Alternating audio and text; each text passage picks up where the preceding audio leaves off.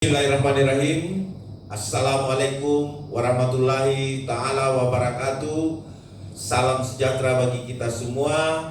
Won Santi Santi Om. Namo Buddhaya. Salam kebajikan. Bismillahirrahmanirrahim teman-teman. Hari ini kita mengadakan press conference untuk kesekian kalinya terkait putusan saat ini yang update ya. Putusan Prapit Saudara KRMT ya, Roy Suryo ya, Saudara Roy Suryo atau Panci ya. Ya, ini hari ini sudah diputus oleh Pengadilan Negeri Jakarta Selatan.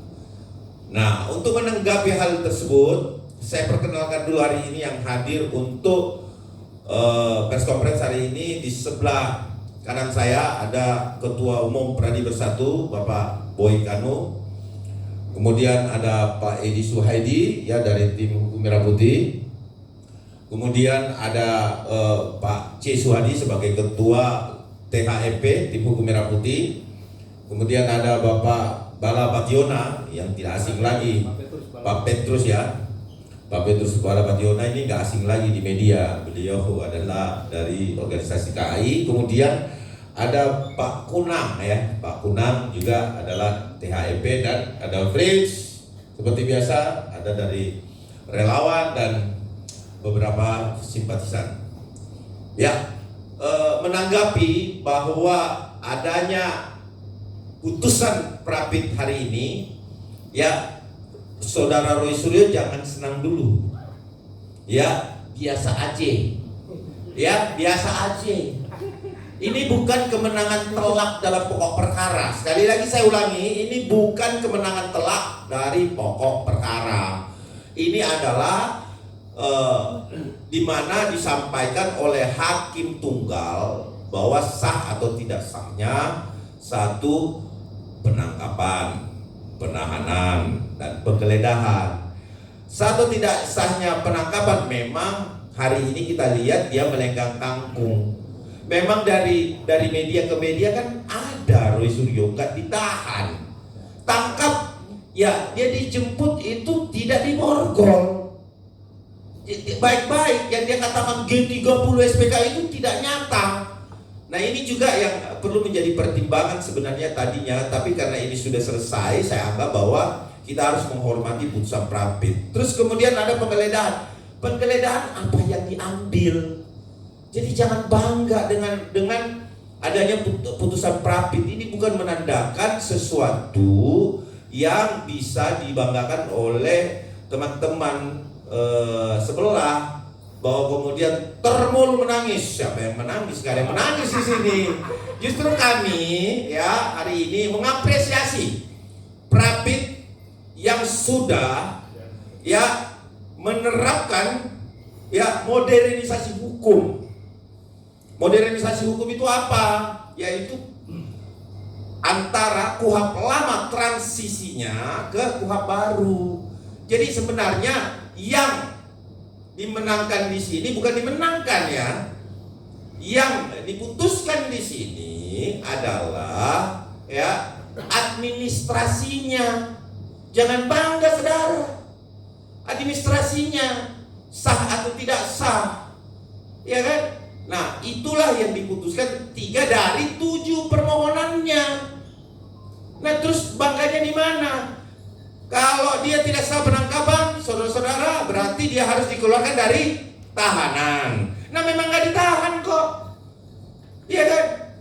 Terus masalahnya di mana? Jadi saya rasa ini adalah jangan lagi nanti kita goreng-goreng lagi menang. Nah, itu framing. Tetapi apapun itu, putusan Prapit kita hormati bersama, dan ini kita anggap bagus.